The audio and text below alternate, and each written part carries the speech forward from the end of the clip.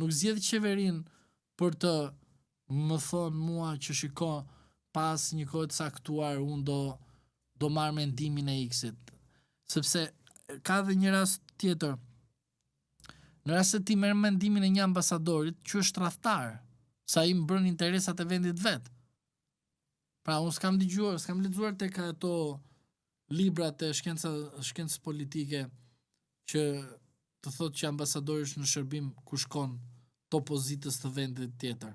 Në rast se ke lexuar ti, më thuaj që ta gjej librin, ta lexoj edhe unë, mase nuk kam formimin e duhur, po unë s'kam pa ndonjë ambasador të punoj për opozitën. Rikthehemi tek zgjedhjet lokale. Për shkak edhe të aleancave me partitë e vogla, Partia Demokratike, ku përpilon listën për këshillat bashkiak, ka brenda saj edhe kandidatë të partive aleate.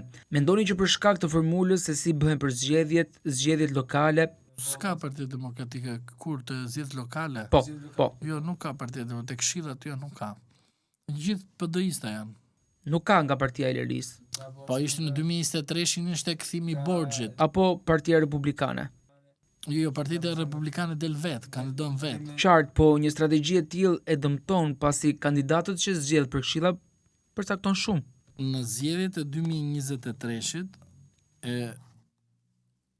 ishte kthimi i borxhit, i nderit, që Ilir Meta i dha vullën Berishës kur edhe ata të PD-s dyshonin a Berisha do merrte vullën apo jo. Sepse besoj ka njerëz të cilët nuk e besojnë akoma që Berisha është kryetari i PD-s. Ndërsa unë kam qenë në të parë që në momentin kur shpall non grada ishte palishme, vula duhet i kthehet Berishës, Luli bënte punën e Jurit. Për këtë as e heq topin as pik presja. Tani, ky ishte larje borxhi për rastin e 2023 për listat. A do të në zgjedhjet e ardhshme do ketë koalicion? Nuk e besoj se do ketë koalicion, sepse të gjithë do të mbështesin vetëm kryetarin e Bashkisë së Tiranës kur dalin nga PD-ja, se ky është gjithë qëllimi.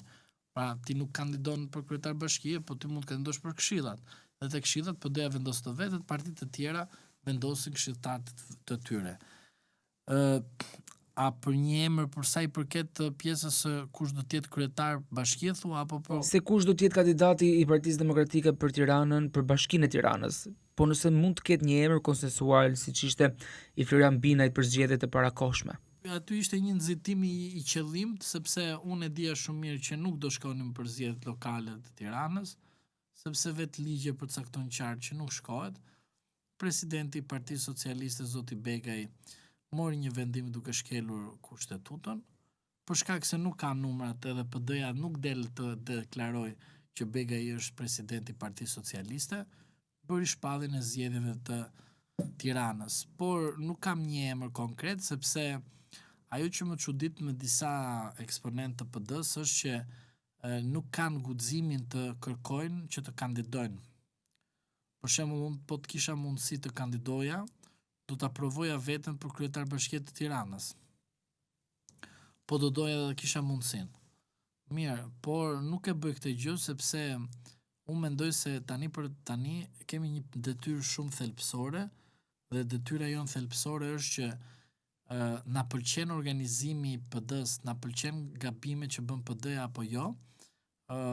Mendoj se duhet të mbështesim një kandidat të PD-s apo të opozitës së bashkuar për zgjedhjet lokale.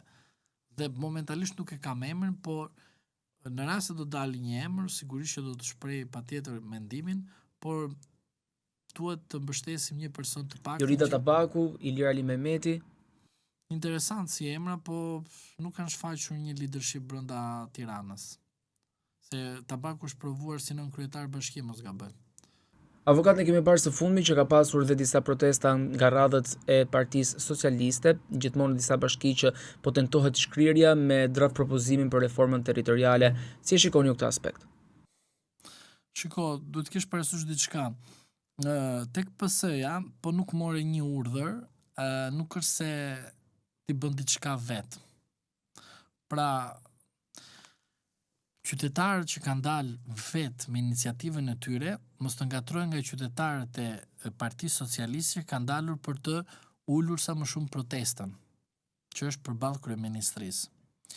Loja që bën Edi Rama, që vendos njerëzit e vet për të ulur impaktin tek protesta qytetare dhe për të vendosur njerëzit e vet të cilët i kanë në komandën e tij për të i tashuar protestën në çdo moment, është ajo që ndodh në bashkitë. Tani, ju mendoni se kryetari i bashkisë së Klosit ka shumë guxim të dalë Edi Ramës kundër? Pse ju mendoni se kryetari i bashkisë së Tepelenës ka guxim të dalë Edi Ramës kundër? Po ajo e Vlorës ka mundësi të dalë Edi Ramës kundër? Ai me antarët e Këshillit Bashkiak që në 2023 ka marrë gjithë ato këshilla, ai shkarkon në mënyrë kështu spektakolar dhe i bë model. Ju e pat Erion Velia që donte të merrte Partinë Socialiste dhe ai tha do të varë në pemë. Dhe çfarë bërë në fund fare? Përdori Altin Dumani dhe Olsi Dadën për procedurë penalisht Erion Velin. Edhe ju më thoni mua që kryetaria e bashkisë së Kuçovës ose do të jetë kryetari i bashkisë së Kuçovës, Kloset dhe këta dalin ose Dimalit, ja imagjino tani, do dali kundër hartës territoriale. Ata që po dalin e din shumë mirë që nuk do t'i ketë më Edi Rama në listë. Prandaj po dalin. Është si ajo puna e karrikës, a e tham të PD-ja karrikën. Kështu është edhe te rasti këtyre. E ndjen rrezikun që ky do ta çojë deri në fund këtë që ka nisur dhe dolën. Po pa urdhrin e Edi Ramës nuk dalen. Avokat për të mbështetur këtë tezë, ju thatë që në protestën e qytetarëve përballë kryeministrisë, Edi Rama ka infiltruar njerëz. A janë ata që kanë uzurpuar mikrofonin në thonjza që nuk lën të flasin? Jo, ku tek sheshi përballë kryeministrisë, jo, nuk besoj, sepse sheshi është diçka që mikrofoni kontrollohet në kuptimin jo çfarë thua ti, po është e vërteta që kush duhet flasë që mos bëhet aty një lëmshë li dhe pastaj s'dihet ç'a bëhet. E vërteta është që protesta qytetare që po zhvillohet aktualisht në Tiranë është një protestë që e ka bërë Edi Rama të flasë me veten. Dhe besoni se besoni ta të keni të sigurt. Rama do të bëj një lojë që do shuaj protestën që po bëhet për territorialen, që të filloj populli të mendoj sikur edhe protesta përballë kryeministrisë do shuhet. Pra, mekanizmi që po përdor Rama është që një protestë e kontrolloj vet, po bëj provën se si do të shuhet në të ardhmen, dhe ajo protestë që është ende në vazhdim, unë po përpiqem që ta shuaj në çdo formë dhe çdo kusht, duke bitur njerëz, duke vendosur ato policët, duke arrestuar njerëz kështu kot pa fakte, pa prova, dhe duke çuar gjithmonë tek këta noterët tan, prokurorë dhe gjyqtarë të marrin masa sigurie. Prandaj do të keni parasysh që çdo protestë, çdo iniciativë që Rama merr dhe për sa i përket të nxjerrë tabelë sikur mikrofoni, megafoni dhe çdo gjë tjetër që është në protestën qytetare, sa është qytetare, në shesh tregon që ai është në panik. Tani, a quhet ky panik që ai do ta shikojë në zgjedhjet 2027-s? Unë uroj që Rama është në panik dhe ne si qytetar kemi për detyrë të shkojmë dhe të shprehim revoltën tonë tek kutia e votimit. Se në rast se ne nuk shkojmë në kutinë e votimit, atëherë Rama do jetë i gëzuar dhe Berisha bashkë, sepse nuk do jetë konvertuar si një vot ndëshkuese ndaj keq qeverisjes, si në aspektin opozitar, ashtu edhe qeveritar. Avokat, shumë faleminderit për këtë intervistë. Edhe unë ju falenderoj.